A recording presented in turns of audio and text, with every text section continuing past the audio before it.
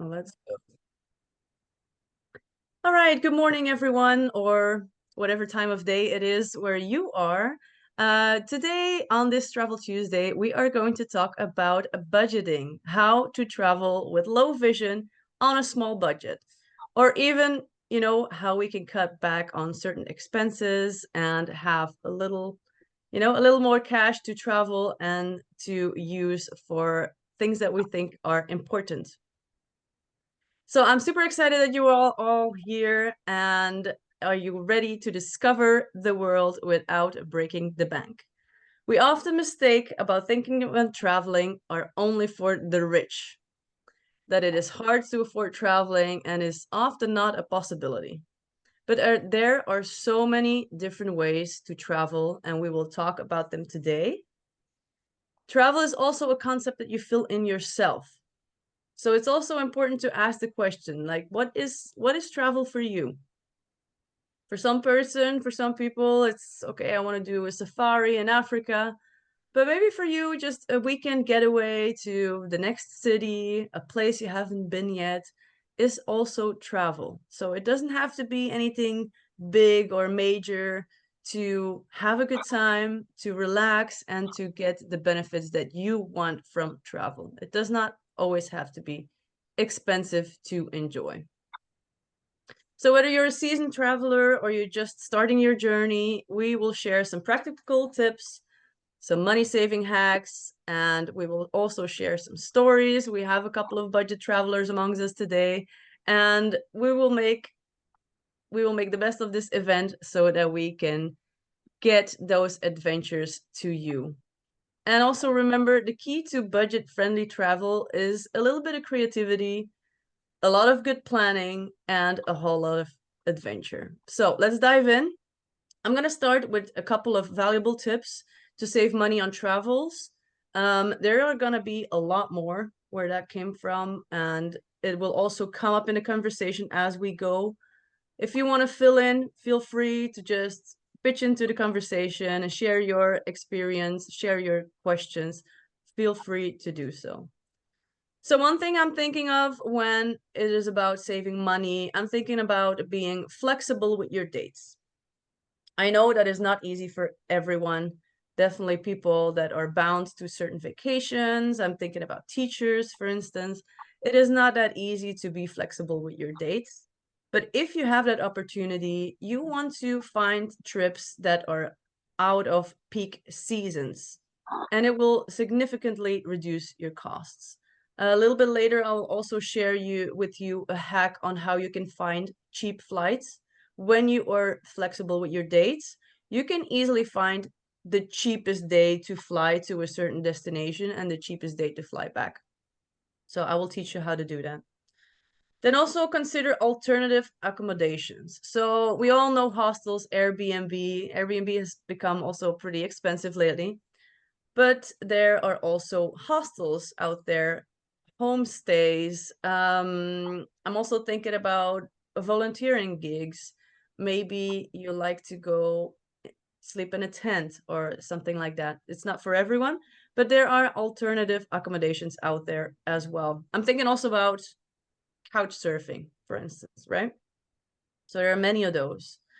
Another thing is also to pack smart. I actually recently saved, let's say 80 bucks I saved with packing smart. I usually try to always travel with only hand luggage. Um, Most of the time, my hand luggage is overweight and oversized, but I still manage to get it into the airport and to not have them bother me with checking in the luggage. So I'm very fortunate with that. I shared a couple of tips on that on another event that we had about flying with low vision. So definitely when you pack smart, when you pack um, light, let's say, you're already cutting down on huge fees of having checked in luggage. Like now it was a one-way flight for me. It was 80 bucks for checked in luggage. So in a return ticket, that would have been 160 bucks. So that is already a lot of money. You can have a couple of dinners from that money. Another one is utilize public transportation. Of course, depending on where you travel to, that is an easier or a more difficult task to use. But when you are in a location where it is possible and you can use buses, trains, subways, it can tremendously help you with transportation costs.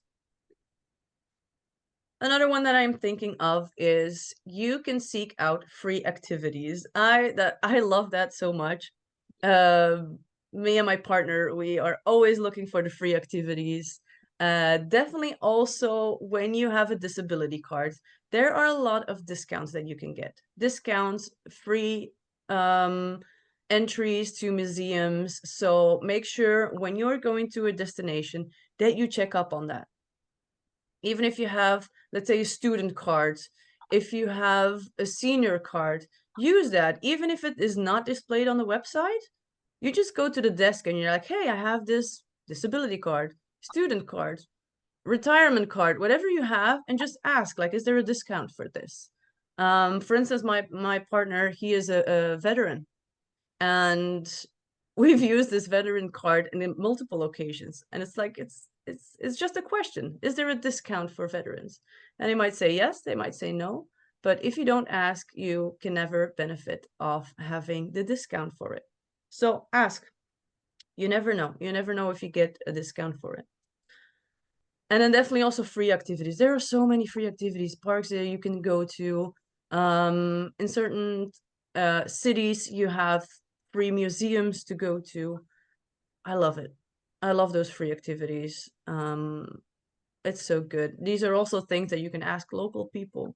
It's like, oh, I usually, when I interact with local people, I love to ask them like, oh, hey, what is your favorite spot here in town?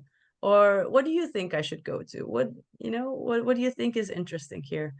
So you get a little bit away of the trip advisor things, um, which I dislike a little bit.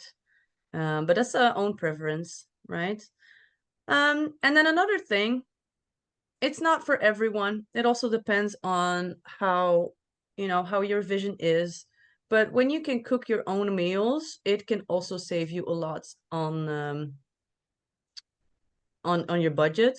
And cook your own meals. It could also be like going to the grocery store, buying bread and cheese, and making a sandwich for lunch instead of having to stop somewhere and buying lunch, which is a tremendous cost compared to what you're actually getting. If you go buy a sandwich somewhere that is already pre-made, it's triple the cost than if you would just get it in the grocery store. So I definitely do lots of grocery store shopping when I'm traveling, and I just put together my own food.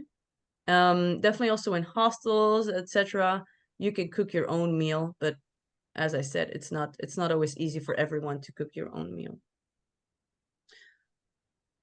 Then another thing is use your travel rewards, use your miles, have a look at which credit card gives you certain rewards and gives you airline miles, right? So we also have a credit card that whatever purchase that we make on this credit card, we get airline miles so that we can use that to fly across the country. It is within the country.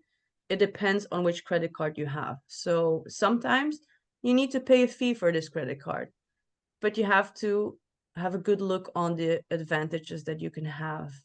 If it gives you air miles and it is a good deal, maybe you want to use that credit card instead of the free one. Another point, you want to book your flights in advance. You can have some good last minutes as well. I definitely had good deals in the past on the last minute, which meant booking today and leaving tomorrow.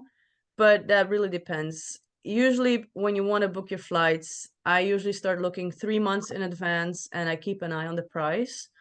The price definitely fluctuates. It can also fluctuate on when you want to book it, if you try to book it at night. I'm sure we're going to dive deeper into flights a little bit later as well, because there are so many things that you can do to get your flights cheaper, which is already a big cost in your travel budget. And then another thing, you can also look at package deals. Sometimes you get your flight to your hotel, your activities all together. So definitely keep an eye also on package deals or last minute deals if you have the flexibility to do a last minute. All right, so these are just a couple of things. We're going to dive in deeper and a lot of these points. I also have an expert on today, which is Iuliana, and she will also be talking about the points that she has where you can cut down your budget. But what is important to keep in mind is that a lot of small savings also make a big one. Definitely for me, that is how I save on travels, is even if I don't have to buy a water bottle at the airport, I'm already happy with that. I'm already happy with that $3 to $4 that I saved at the airport because, it's a lot of money for water. And I will just bring my reusable water bottle. I will fill it in, I will fill it up in one of the stations that they have there. And I saved a couple of bucks. Or bring my own snacks, my own food, definitely to the airport. The prices that they ask are just outrageous, right? If you don't have to pay that, it's not worth it for, bad food or anything like that. If you could just bring some stuff from home, you could always bring food into the airport. You cannot bring in liquids, as we know. 100 milliliters is the maximum for your liquids. So you just bring in a reusable water bottle, you fill it up once you went through security, and you bring in your food. Food has never been an issue for me. I always bring in my own snacks from the grocery store instead of from the airport, or definitely not at the plane. If you need to buy stuff on the plane, oh man, you're going to pay a lot of money for it.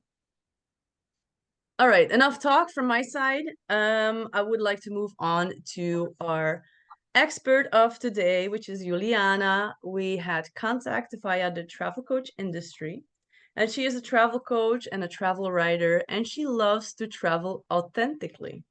Therefore, also the name of her business is called Authentic Travels. So, hi, Iuliana. I would love for you to introduce yourself a little bit. Hi, everybody. I'm very happy to be here, and thank you, Lindsay, for the invitation to be part of this. When I saw the title of the event, I was like, just that's for me, because solo travel without budget planning, it's it's almost crazy because you will end up paying a lot, so you have to take care about that. A little about me. I am born, raised, and I currently live in Romania, in Transylvania. If you have heard about the land of Dracula, well, I live some 160 kilometers from that place, so I'm pretty near to that. I am a certified transformational solo travel coach, and as Lindsay has said, I'm the founder of Authentic Travels, a community of people who connect to their self through solo travel. My story is a bit of a drama. More than 10 years ago, when I went from codependency and a depressive personality disorder to traveling solo over the world for the past 10 years, to completely transforming myself of a mental, psychological, and emotional level. This helped me to grow a lot on a personal level, and I strongly believe that each of us has their own authentic travel style, and that solo travel is indeed the fastest way to finding that, including personal and spiritual development. You find yourself sometimes in situations that after after they finish, you don't know how have you managed to go through it, and there's a lot to learn from there. What it might be also interesting, and I hope to be able to do that in the next year, my first book, 6 Weeks in Morocco, was launched in Romania, and hopefully in 2025, I hope to be able to translate it in English too, because it is planned to be a book series and to be continued with more motivational and inspirational stories from my solo trips. Um, what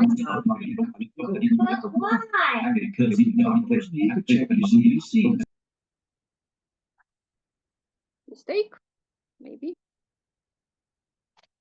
I have a mistake. Okay. Can you still hear me? I hope so. Yes, I'm sorry. Somebody new came on and it was not muted, so I just muted her and then you can just go ahead. Thank you. I will jump in to share now my insights about budget travel. I have written down some notes here to mention the most important ones that I use frequently. As I said, when you travel solo, if you don't keep track of your expenses and you don't plan in advance, you will end up spending a lot because you spend anyway as a solo traveler, sometimes more than when you travel with a partner or you travel within a group. You have to pay for the car, you have to pay for the taxi. Sometimes you cannot find a single room, you have to pay a double room. So it is important to, in those situations, at least to know how to find the best deals and to have access to them. My key to travel budget is to do, as Lindsay has said, to do your research enough time in advance, especially for flights, to search for the flights minimum of 2 or 3 months in advance. And for the long flights, like from one continent to another, crossing half of the globe, most of the times a round trip is almost the same price as a one-way ticket. So think of that when you say that I just want to take a one-way ticket because I don't know when I come back and I don't want to feel pressure to come back. Well, maybe if you calculate a bit and see how much you will pay more and sometimes even double, you can replan and reshape a bit your itinerary, maybe to create it as a circuit so that you book a round trip at almost the same price as a one-way ticket. And then you can play a bit with itinerary once you are there. For example, I will tell you that I just bought flight tickets for winter, December, January, February. My goal was to go to Malaysia and Philippines, but I didn't find something that, in my opinion, was budget to fly directly from Romania to Malaysia or Philippines. I managed to find something to fly to Hong Kong. So I said, okay, Hong Kong, I haven't been there, so that's a good opportunity to go there. Of course, it doesn't make sense to be in Hong Kong twice, once I land and once I take off, but because I can get a better price for the round trip, I will use Hong Kong as a base camp for landing and taking off, and then I will just circuit that part of Southeast Asia. So yes, you have to be a bit flexible and also creative, and also think how you can benefit more from something that may seem a challenge. There can be many things that can pop up. For example, I would have never thought of visiting Hong Kong. It was not on my bucket list or plans or anything. But now I'm pretty excited about visiting Hong Kong. And the more I read, the more interested I am. So I think it was at the right moment and the best timing. Then in terms of accommodation, research something according to your needs. For example, in my case, even though I used to go in hostels, I cannot sleep in dormitories anymore. So for me, it's essential to have a private room where I have quiet and safe place to take a good rest after traveling. So You can also research for the things that meet your needs. Know very well what you need. If it's essential for you to be central, you can look at the budget accommodations in the central area, because it will save you a lot of money and also time, instead of paying for the transportation to go back and forth between the city center and the accommodation on the outskirts.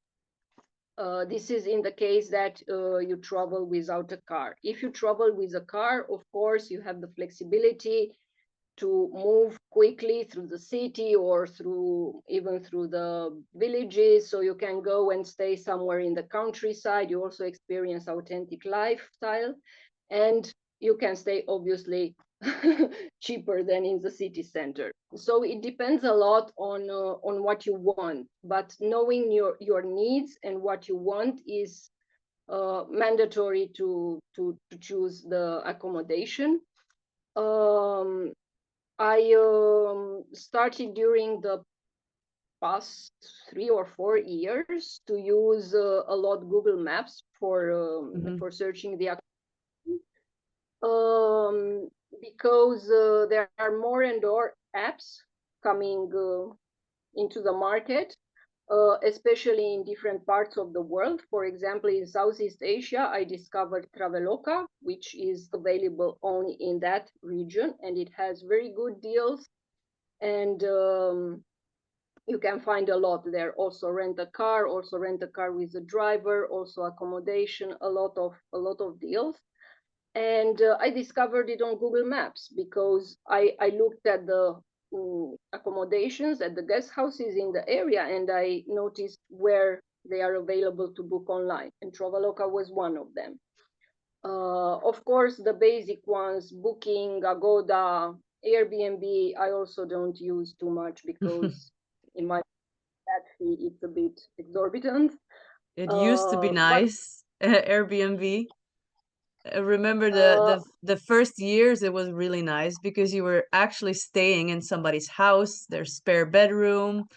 Then it was nice, but now it's just turned into huge business. well, sometimes you can still find good deals, especially in the very touristic places. Airbnb might still be a good choice. For example, I stayed last year in Cappadocia. The hotels were obviously very expensive because it's Cappadocia, UNESCO site in Turkey, and the Airbnbs were lower because they were in someone's house. So I Hmm. ended up in some the real authentic way, staying with a local. We Nice. befriended. We really ended up staying at a very low price because I booked for a longer Yeah. period. So it can still be an option. You just have to play with all the apps at any moment, and to just move from one place to another. Yeah, definitely compare Uh, the different sites. I've also noticed is definitely for hostels, I usually use hostels when I'm backpacking, is on one site it will be a different price than on the other one. Like you might have booking and then you go to Hostel World, it might be a different price. But often it's also interesting to contact the actual hotel or hostel and ask their price of their website, because their website price, they don't need to pay any fees to any websites, and it is often also a little bit cheaper. So don't always book it directly from the platforms, but also check at the hotels itself. well, in my case, it happened the reverse Yeah. phenomenon. So I stayed, for example, in a hotel in Vienna. I booked it at a very good price online on Booking, and once I was there, I wanted to extend my stay, and I Hmm. asked them, okay, how much pay for extended? And they told me a price something like 10 euros more per night, and I said, what? Booking directly through you. Why do you give me this price? Because Booking gives you, if you are a loyal client and travel frequently, they give you that generous discounts, which Hmm. sometimes are Yeah. Yeah. yes. You really have to play with everything, and after a while you will build that muscle that you know exactly where to go, and how, you will feel it. You will feel it in your gut that it's where you have to do. About car rental, I love renting a car when I can drive. When I travel to a country where um, the traffic it's reasonable, let's say, and you can also drive the normal way with the steering wheel on the left. Yeah. So I love to rent a car because it gives me flexibility. I can be independent, stop wherever I want, sleep wherever I want. This also gives me the flexibility to find accommodations on the spot, which indeed they can be at a different price than booking online. But always for booking, for renting a car, I book 2 or 3 months in advance because on the internet, because you get enormous, gigantic discounts booking on the internet, and it's a lot cheaper than renting on the spot for 1 or 2 days. I usually rent long term, something like 3 weeks, 1 month, so the price goes a lot Yeah. um, down with this, and I'm also happy to be able to be flexible and to see more in the car. So if you are the person that needs to have this flexibility, the car is going to give you this flexibility. And also when I travel with my own car in the neighboring country, I love to travel with a car because I have this flexibility to go wherever I want and to not have a very fixed and rigid plan. Yeah. Yeah. Definitely Um, renting a car is not um easy for most of our people because of their low vision. But often people also travel with their partner that are able to drive. So then that is definitely a good option. You were also talking about renting a car with a driver. Can you tell me a little bit more about that? I found that on Traveloka in Asia, and I rented it with a driver in Bali because the traffic is a bit crazy there. They drive with the steering wheel on the right, so I Hmm. was not taking me a bit more time to deal with it. I typically don't drive a scooter because for some reason I'm not skilled at this kind of driving. But I really needed a car because you cannot visit certain sites. I didn't want to join a travel agency because you rush through sites and you don't have time to spend there as much as you want. So eventually, I rented a car with a driver. Bali, it's plenty of drivers, so you can find them on the street. You can ask at the corner of the hotel. You can ask everywhere. Everybody is going to be a driver, but um, in this case, what I found was that renting it online on this app on Traveloka, it was at least half price than the price that Oh. many drivers had told me. So I ended up like paying something like 15 euros per day with driver, which Oh, I wow. consider that it's That's a good price. pretty decent. Yeah, so I managed to see everything that I wanted, and I also had the driver for my for myself. Yeah. So yeah, you have to be a bit flexible Flexible to there. to. Yeah. That is also a good tip that I also use in my travels. When it comes to prices from taxis, activities, anything like that, is I will usually try and ask a couple of people that are not with the companies or the taxis, like in a hotel or hostel. I will ask them like, if I want to take a taxi from here to the station, what would be a fair price for me to pay? Because often, definitely, you know, they see that you're a tourist, they see that you're a foreigner, they will give you a different price than what they would do with the locals. So it's always interesting to kind of know what is a fair price, so that you have an indication of, okay, this is a correct price that they are asking, or I can negotiate it. You know, you don't always have to go with the first price that they give you. You negotiate. You're like, hey, I took a taxi yesterday for 10 euros, and you're asking me 15. And it could be that they come down the price, or it could be that you let this driver go and you just try another driver. And therefore it's interesting to know what is a fair price. And also, definitely, when it comes to transportation, when you want to use a taxi or anything like that, is to negotiate the price before you get into the car. Otherwise, they will just ask any price they want at the moment of arrival. Yeah, and this comes to my next point. Um, Indeed, I also always ask the locals for the price to see what they tell me. But what I have found out during the past years, especially after the pandemic, is that the apps like Uber, Bolt, and Grab, and all the local apps for transportation in each region of the globe,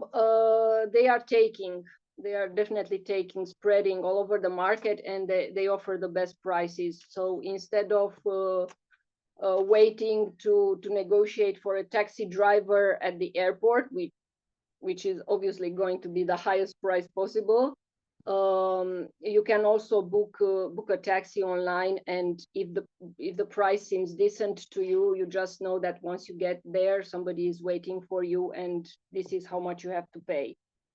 And I did it successfully. You can book now taxis even on Booking. They track the flight and wait for you in case that the flight is late.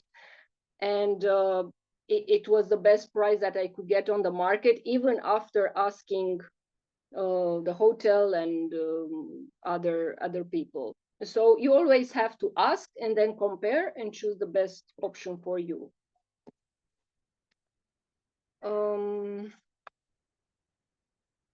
yeah, for foods, I'm not so good at cooking like Lindsay. I I prefer to also try the local foods and see how they are. And for example, maybe I would be forced to cook if traveling to more expensive countries. But for example, in Southeast Asia, where it's a tradition of street food, and you can find food at and millions, so many restaurants, it's almost impossible to not find something that it's on a budget, so that you can have a good meal and go for that. I usually go for local restaurants where I see that people eat, or if they have the menu of the day or different offers. So you can just, while sightseeing, you can just pay attention what are the options, and then you can come back and eat for that.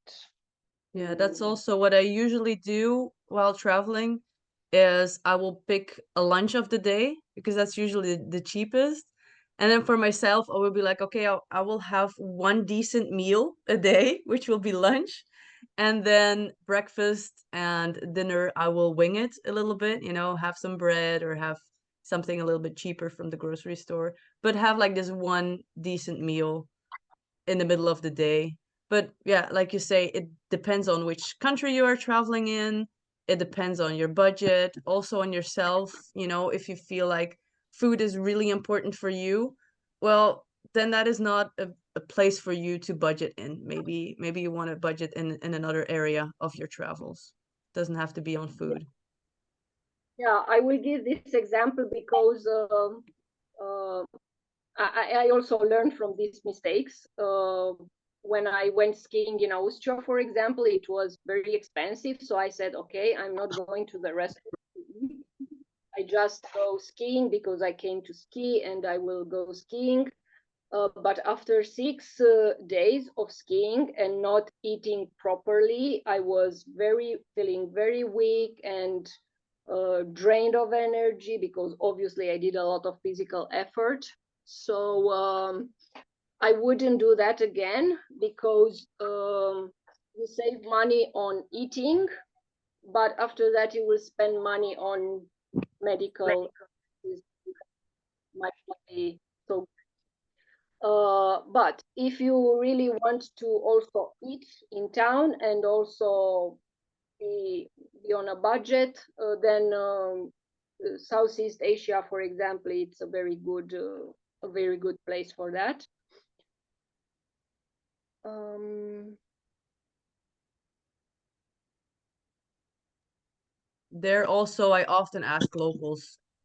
Um, I'll ask like, "Hey, where can I eat good for not a lot of money?" Because there is a huge difference in a lot of countries between the touristy restaurants and the local restaurants. And it's sometimes hard to find the good local restaurants because they are not in the hubs or in the main streets. Maybe you need to go a little bit off away from the touristy areas to find like the good places. And I've noticed when I ask certain locals that you will find a restaurant where you can actually get value for your money as well, where you can get big portions, good food, and for not too much money as you would find in the touristy areas. um, for the countries where is a tradition of camping grounds, I've used it once extensively.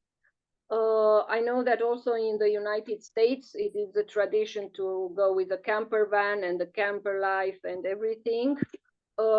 It's also very developed from this point of view, and also the northern part of Africa, like Morocco, Tunisia, Egypt, they have camping grounds, and they are a very good alternative to budget accommodation because whether you have a camper van and you share it with multiple people, whether you travel with, you have a car and you can stop in multiple places and at the camping grounds which are out of the cities.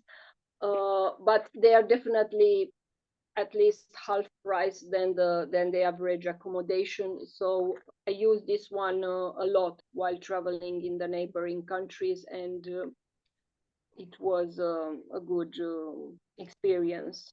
And also the fact that most of the camping grounds are in nature, so you can go during the day to explore the city, but during the evening you can be in a quiet, serene place with birds and everything, which is very, which is restoring for the mind and body.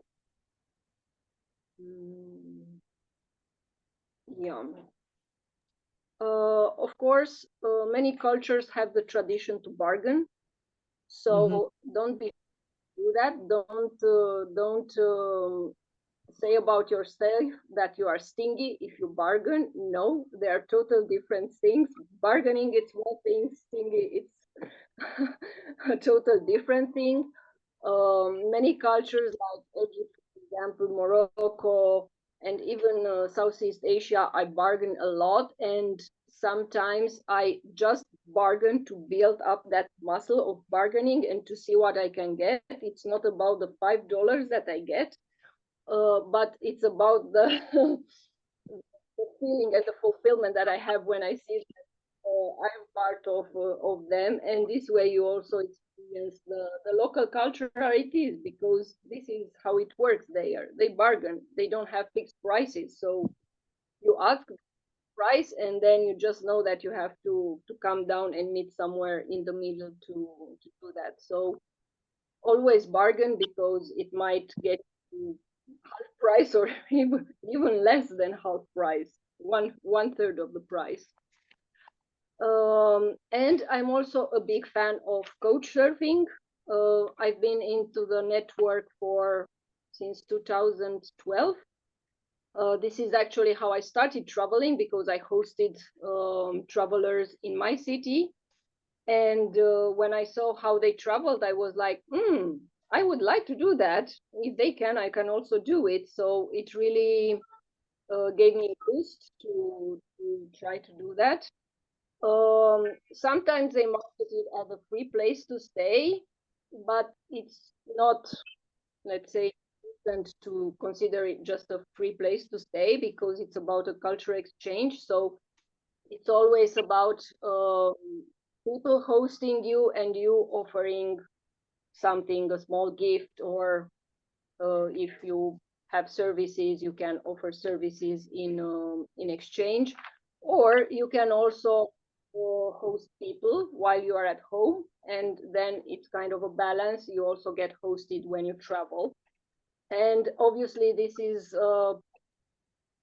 if we speak in terms of money, it's free. So and sometimes you stay in places, in people's homes that are a lot luxurious and private and everything, and also they have the homey feeling. uh, they are a lot better than the most expensive hotel in the world.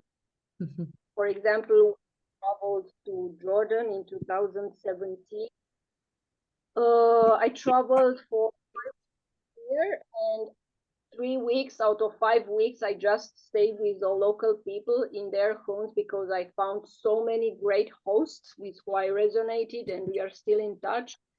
We are still friends, that I simply couldn't say no. And I had great experiences. So it might be intimidating at the beginning and say, oh, I cannot stay with a stranger, but you have the possibility to read reviews and see the profile.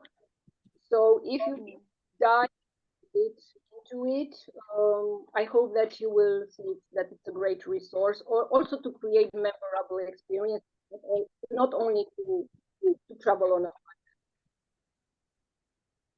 And So I have a couple of questions about aside, the couch surfing, if I may pitch in, because I think a couple of people might be wondering as well, is how do you deal with maybe certain safety issues that might occur with couch surfing, you know, staying for free in somebody's house? yeah. So the first thing, as I mentioned, you read the reviews. Yeah. So you So never there's like a platform. Can you give us a platform where people can find that? surfing, So, say that again, sorry? surfing Coach or just course platform. surfing. All Yeah, right, yeah. just put couchsurfing.com. All right, yeah. Surfing. So you create a profile there. You have to pay something like 10 euros per year or something like that, the membership fee. And then you can just browse based on where you go. You can just browse profiles and read profiles. uh, I would never go to someone who doesn't have reviews, even Yeah. though I did that, and luckily it was a good experience. But um, if you are just starting, go with the ones that have reviews.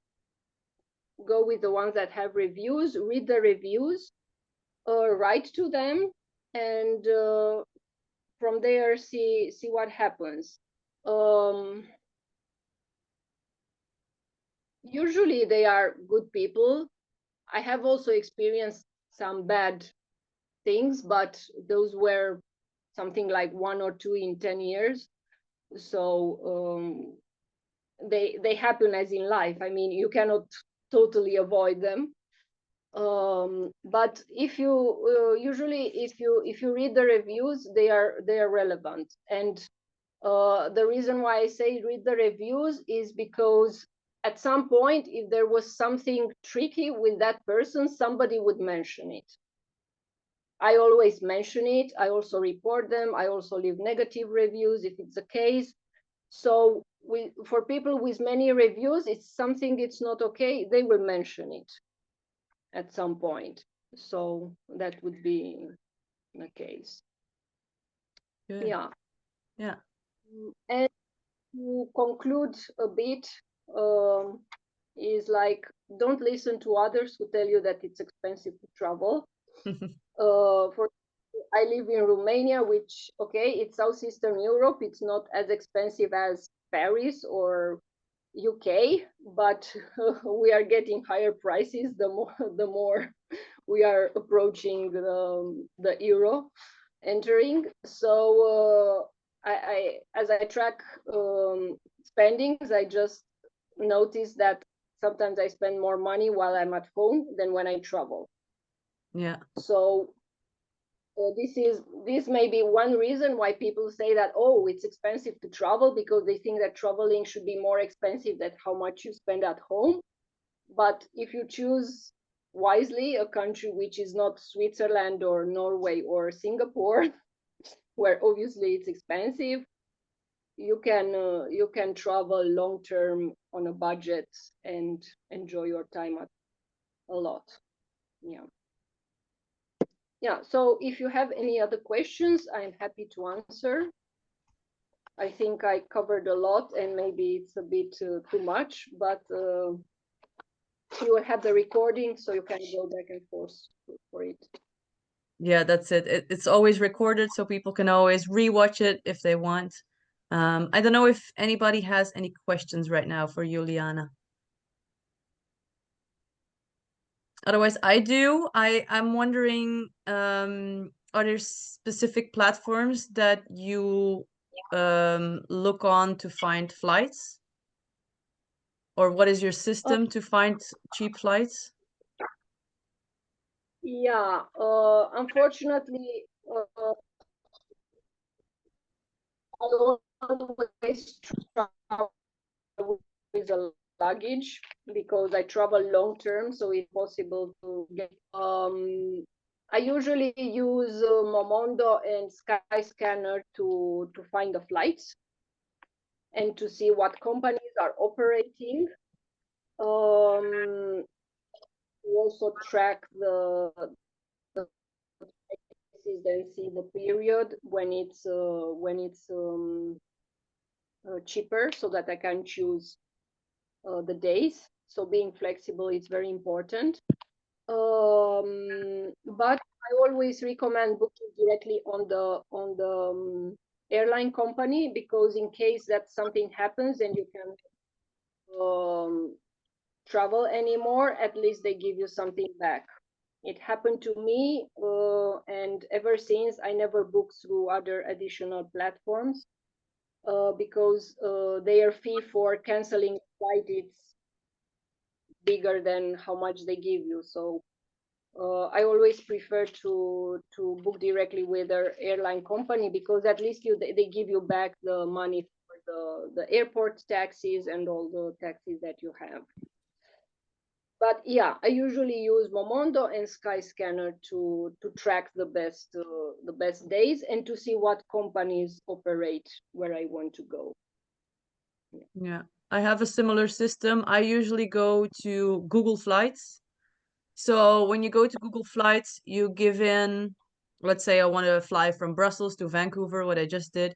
So you just give in Brussels, Vancouver, but you do not give in the date. That is when you're flexible for dates, right? So you don't give in the date, but then when you click on it, you will get all the different dates that are coming up with the prices. And the cheap prices will light up green. And then you can see, okay, in this day on this month, because it can be very specific. Today it can be expensive, tomorrow it can be a lot cheaper. Then you can kind of see, okay, when I fly on this Thursday, it is the cheapest. And when I fly back on that Tuesday, let's say, it's the cheapest to fly back. But I do not book either, just like Iuliana, I don't book via Google Flights or any other platform. But as you know on which date it is cheapest, then you can just go to the airport company and kind of book it from there. I do sometimes check a little bit on other platforms what the prices might be. Another thing that could be interesting also when it comes to flights is checking alternative airports. That is, if that is something that's comfortable for you. So it might be, for instance, instead of for me flying via Brussels, I might check also Schiphol in Amsterdam, or I might check Paris or Frankfurt, just checking if that is a significant amount cheaper, then I might take the effort to take the train there and use that flight as well. So yeah, when you're flexible on dates, that makes it a lot easier to have cheaper flights. Book it in advance. As I said, I was once very lucky with oh man, I was so lucky with the last minute flight. I needed to fly back from Cancun, Mexico to Brussels to my home country, and it was a last minute flight. I think I paid 200 bucks for it. And as it was a last minute, I had first class. So flying for me is never the same again now that I've tasted what it's like in first class. So, but I Wow. was, yeah, like now I'm like, oh, it's so good over there. But anyway, so sometimes, but you have to be able to do that, because it could be that the flights are full or the last seats are exponential prices instead of cheap. It all depends on in which season you are traveling, which destinations you're traveling to. So definitely these last minute bookings, you really have to be lucky with them. And then yeah, definitely if you fly long term like Juliana does, it's more difficult to cut down on luggage prices. And that is also something you should check when you're checking prices or comparing prices with different airlines, because some have it included and some don't. And then they give you, oh, you see this cheap price and you think, oh, this is a good deal.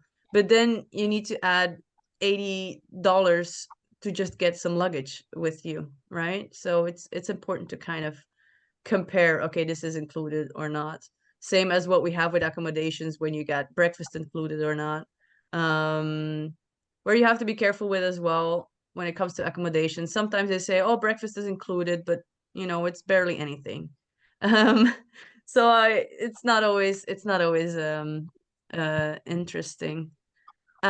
I don't know if anybody else has any hacks on budgeting that we haven't covered yet that you would like to share.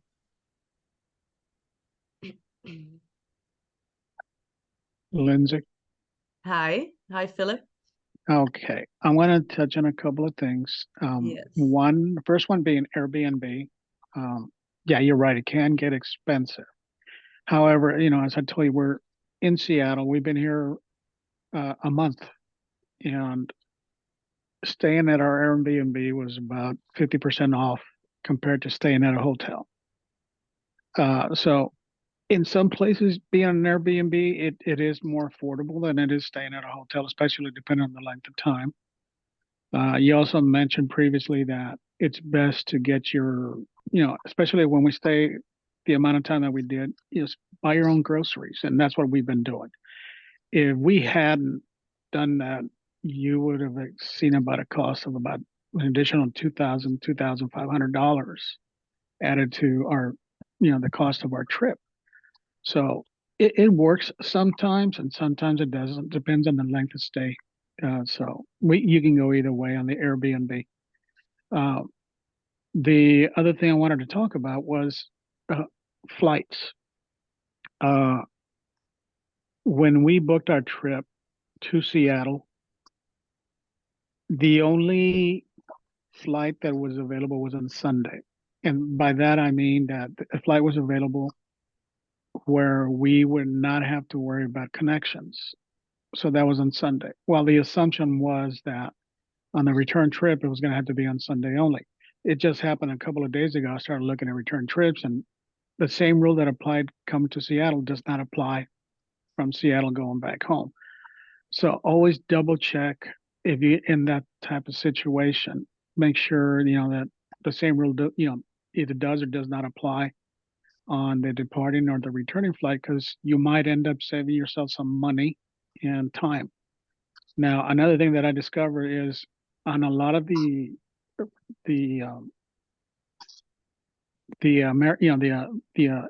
direct airline apps, is a lot of them are not accessible to those of us with vision loss.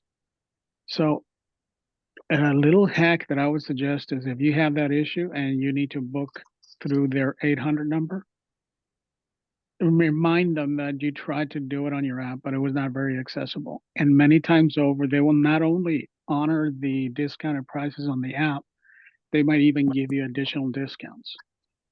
On the return trip, that we're heading back home in about a couple of weeks, 2 or 3 weeks. So I went looking to see if I could move our flight up by about 3 or 4 days, and it turned out that it was cheaper to fly back, moving it up.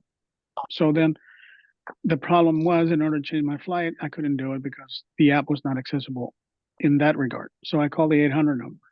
Not only was I able to move my flight up about 4 days up, I was able to save on the original price that was on the app itself.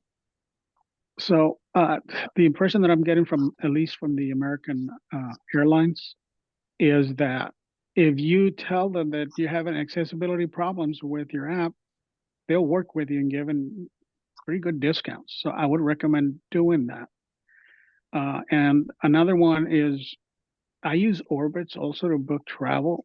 And I don't know how many other apps do it, but what Orbitz does is, when you look for a flight and you have potential one selected, just selected, there's an option to monitor that flight, and Orbitz will send you notifications when the flight, the fare goes down or goes up. So that's another thing to consider as well.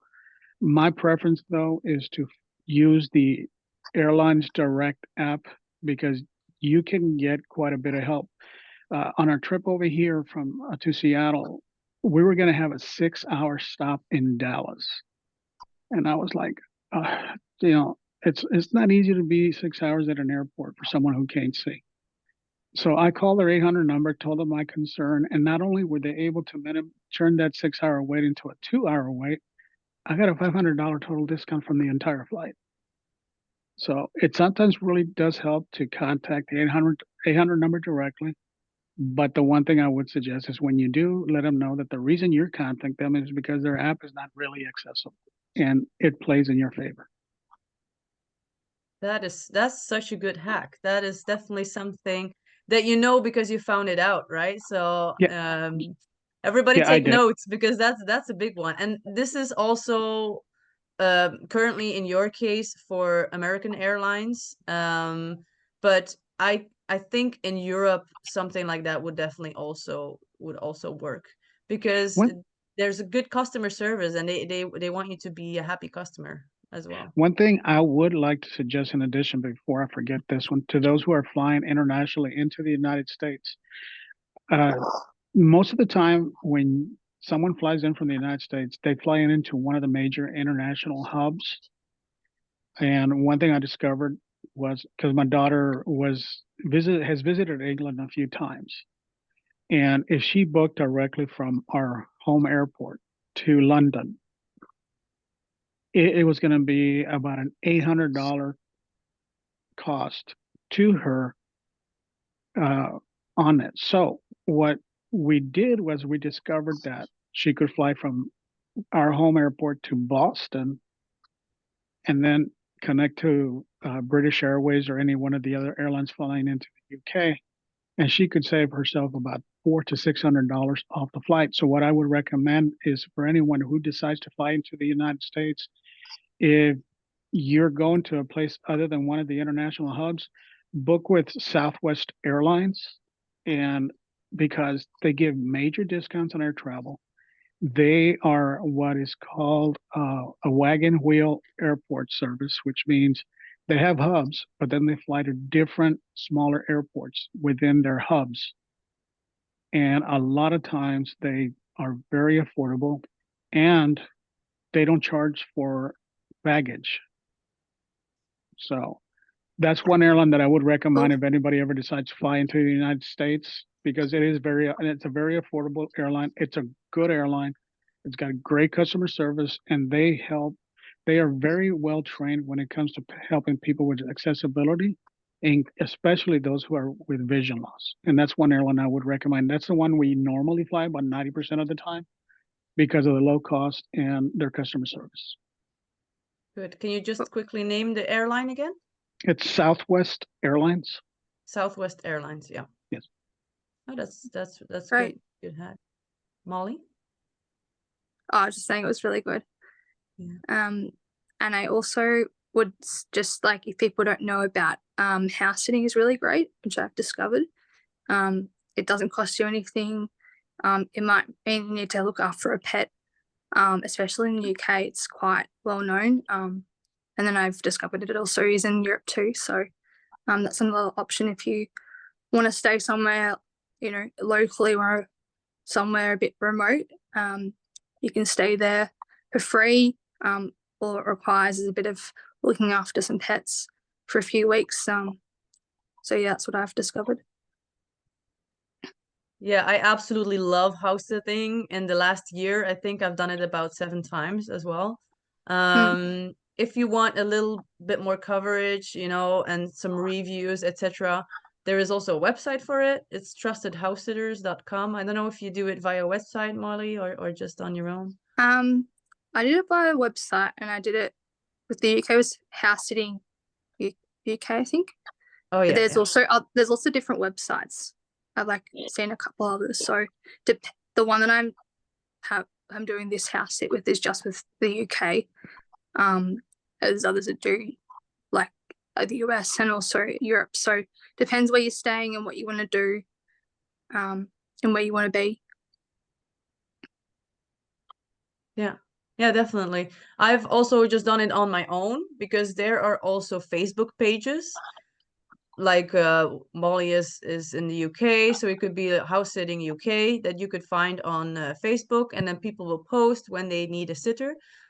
But if you're new to it, I would recommend using a website, like I said, trustedhousesitters.com, because it also gives you a little bit protection. You know, if you do get to a house sit and there is something wrong or the communication is not really working well with the host, then you have a website to kind of cover you a little bit and to kind of help you out. But I must say, like I said, I've done 7 of those in the past year, and they have all been really great. I do make sure that I have a good connection with these people. I always do a video call, and I make sure that I ask all the questions that I need to know. I also keep a mind on the fact that they ask about us, ask about me, because you know it's important that people kind of know who they invite into their house and that everybody feels good about it.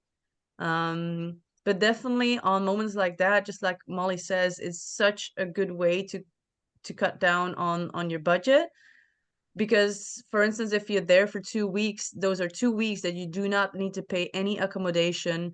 You can use that as your central hub and then, you know, travel from there.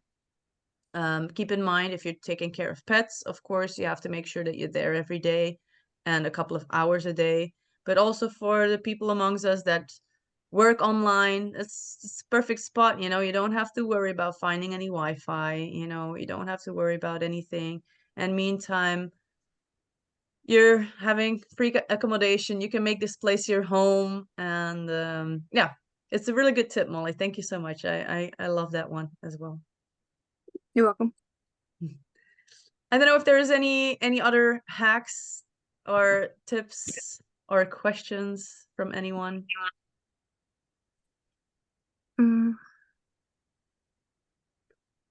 So yeah, like I said before, travel is really what you make of it. According to the budget that you have, you can have lots of fun, guys. Like you do not have to fly internationally to find those hidden gems. I was just in my home country for 3 months, and I always feel like, oh, I've seen it all over there. But then every time I go back, I figure out new things, and that's close to home. Often we actually go to the other side of the world to, you know, discover things, and that's the place where we're gonna find little cafes to go to and all those things. And then at home, we actually are not really visiting the gems that we have close by.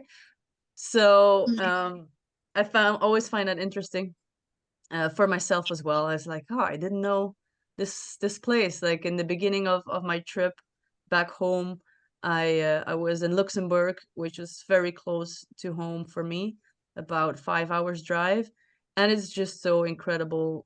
It's just nice. The nature is incredible. public transport was for free. So I'm like, oh, this is amazing. And I've barely ever visited it when I was still living in Belgium. You know, now I'm flying to Canada and God knows where, while actually close to home, we have these beautiful gems. And I also love that Iuliana is, you know, what you said, oh, now I'm arriving in Hong Kong, I thought it was. Well, actually, that was not your original plan. So that is also something that I absolutely love, is you sometimes just end up in certain places because and I think Molly can also acknowledge that, is like sometimes it doesn't go the way you planned or what you thought your trip was gonna be, but it actually turns out to be a big adventure. And you know, you discover a place that you didn't know was going to be amazing. Yeah. Yeah. Can I ask a question? Yeah, of course. In terms of like volunteering, is there any advice or tips in regards that I haven't really done a lot on this trip? I've done others with companies in the past, but if you're just wanting to volunteer for free and with like accommodation and stuff, is there anything that you have advice for that? I was on a website, I kind of forgot the name on this moment, but there's multiple websites to do volunteering on. I did notice that it's a bit difficult to be a volunteer in certain places because they have always a lot of volunteers to go. But there again, I would advise to either go via a website, so you have a little bit of the protection of that website, or the other way around, is like when you are in a certain area and let's say you want to volunteer in a hostel, is that you visit the hostel and you just ask them like, hey, are you looking for volunteers here? And what do you offer for the volunteers, and what, you know, are you looking for? Keep in mind, I do have a visual impairment, so definitely let them know also what it includes to have you as a volunteer. Because sometimes for people, they might be a little bit shy, they don't really know what they can expect from it.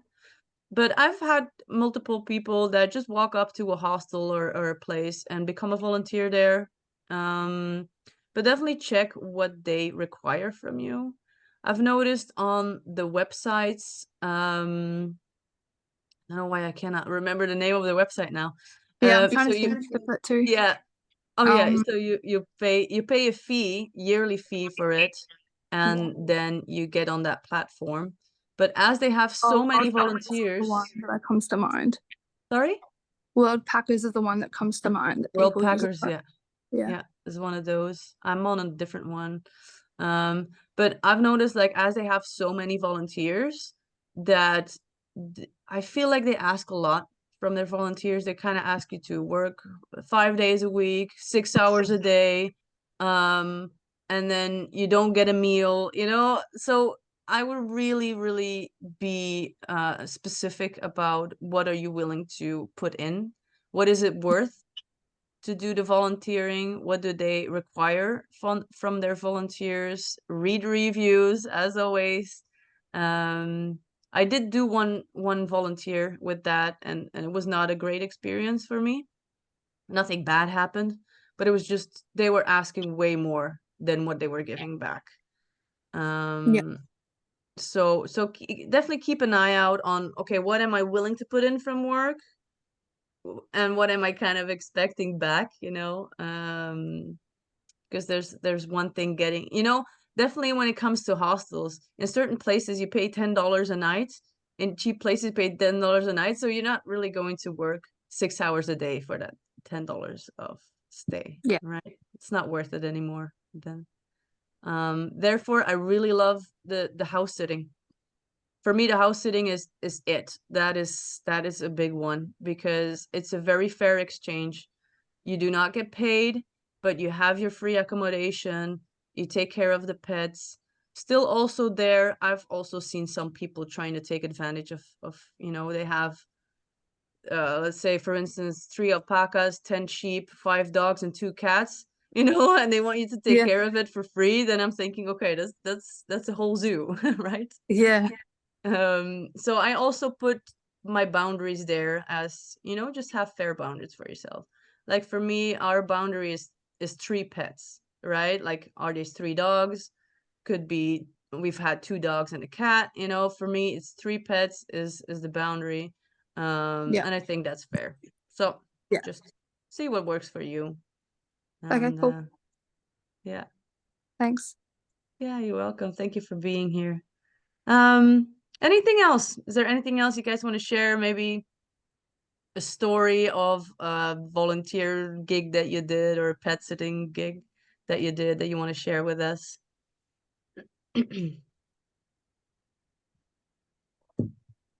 Like, one of the pet sitting gigs that I did was a pretty crazy one. These people actually had a house on an island. Um, That's they cool. had 3 dogs. Yeah, it was pretty cool. It was outside of Panama on a remote island somewhere. They had 3 dogs, but they had everything you need on the island, right? So it's not staying in a shed and showering with a bucket. No, it had everything. It had solar panels, hot water to shower, full kitchen, you know, everything. And they had 3 dogs.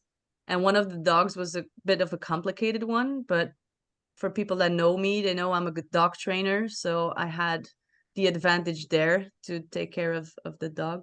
But anyway, I spent 3 weeks on a remote island in Panama, having the time of my life, being left alone by everyone, and just enjoying my time with the 3 puppies that were there, going to the beach, being in the jungle, being visited by monkeys every night. You know, it was incredible.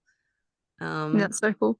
It's so cool. And like Iuliana said, is using these alternative accommodations really makes your travels authentic. You know, just booking a room in a hotel is okay. I've been there and it was nice, and I've seen the highlights of the city, and that was nice. But once you start, using certain alternative accommodations, that's when you start to get to know the local people and how do they live and what is their story. Um, and I really enjoy traveling like that as well. And that makes it also easier when you stay longer at one spot, because then, the bakery you always go to starts to know your name, and they know what you order, or the cafe knows which coffee you want. And I really enjoy that as well, to kind of travel a little bit slower. And that's also something about budgeting, but of course you need to be able to do that when you have work and you just have a couple of weeks of leave. That's not so easy. But the slower you travel, the less expensive it is.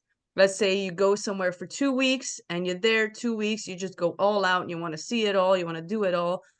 It's a very expensive 2 weeks, because you had lots of activities, you need to change accommodation constantly. Your flights was also only for these 2 weeks. But if you have the opportunity to go for a longer period of time, just like what Philip said on the Airbnb, for instance, he's staying 1 month in a place, you can get huge discounts for that 1 month. At the same time, also, you have less costs on your transportation. You're not doing every day something when you're somewhere a month instead of you're somewhere a week, right? So it's all a little bit more stretched. It makes that your trip is more affordable in the long run. But as I said, of course, it's not for everybody to travel long term. But that also helps. All right, I think everything has been said. If you would have any more questions, don't hesitate. Put them in a comment below. Everything is recorded. I will be posting this on YouTube. I will also add Iuliana, her Facebook page or your website, whatever you prefer. I will add that so people can find you. And then I will also add a couple of links about certain platforms that we talked about, so that is easy to find for everyone. But as I said, if there are any additional questions, just post it below. I will make sure they get answered. Next month, the event will be on the 1st of October, so the very first day of the month. We will have a travel Tuesday, and it will be about outdoor sports. So that will include everything amongst skiing, surfing, scuba diving, if there is anything that you would like to see on that travel talk, or someone, you're like, oh, this person is a blind skier, or this person does this or that, and it would be great to have them on the event, you can always bring them in contact with me. I would absolutely love that. Then also keep in mind, we have a bunch of free stuff now for you guys. All right. So don't forget to download our free ebooks. And we also have a free packing list for you guys. If you want to pack smart, pack light, save money. So go ahead and find it on our website under the free page that we have there. Meantime, there's also a blog going. So there's lots of stuff going on. So stay tuned on our Facebook page, on our YouTube. Feel free to subscribe to our YouTube as well. If you want to support us and you love the content that we bring, the best way to support us is just like, comment, subscribe, whatever, become a member, invite friends, everything for there. And then, yeah, thank you so much, everyone, for being here. Thank you for adding all of your knowledge. And thank you, Iuliana, for taking the time all the way from Romania. And hopefully I see you guys next month on our next event. All right. Bye-bye, everyone. Thank you. Bye.